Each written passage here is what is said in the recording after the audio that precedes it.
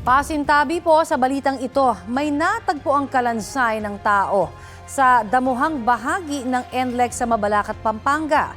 Ayon sa pulisya, nadiskubre yan ng ilang nagtatabas ng damo sa NLEX. Nakabalot daw ang kalansay sa isang cadaver bag. Nakasuot daw yon ng brown na t-shirt, blue na jacket, blue na pantalon at saka panloob.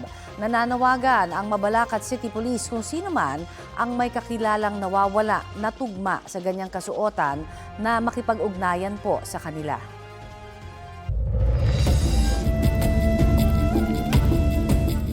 Patay ng malunod ng isang lalaki at dalawa niyang anak sa isang ilog sa Davao City.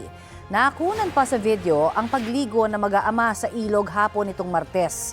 Base sa investigasyon, bigla na lang rumagasa ang tubig mula sa bundok kaya naanod ang mag-aama. Kinahapunan ay natagpuan po ang katawan ng 4 na taong gulang na bata. Kahapon, Miyerkules ng umaga nang makita naman ang bangkay ng ama at isa pang batang edad 8. Ayon sa Barangay Disaster Risk Reduction and Management Council, hindi umuulan noon sa lugar kung saan naliligo ang mga biktima. Pero malakas ang agos ng tubig mula sa itaas ng bundok. Maghihigpit na raw ang mga otoridad sa pag-monitor sa ilog para wala nang maligo roon. Sinusubukan pang kunan ng pahayag ang kaanak ng mag-aama.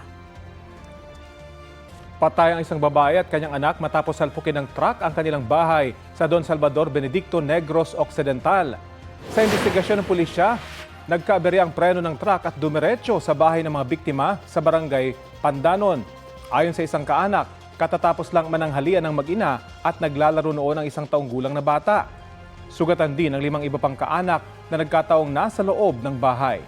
Hinihintay pa ng pulisya ang desisyon ng pamilya kung magsasampa ng reklamo laban sa driver na pansamantalang pinalaya. Sinusubukan pa silang makuhanan ng pahayag.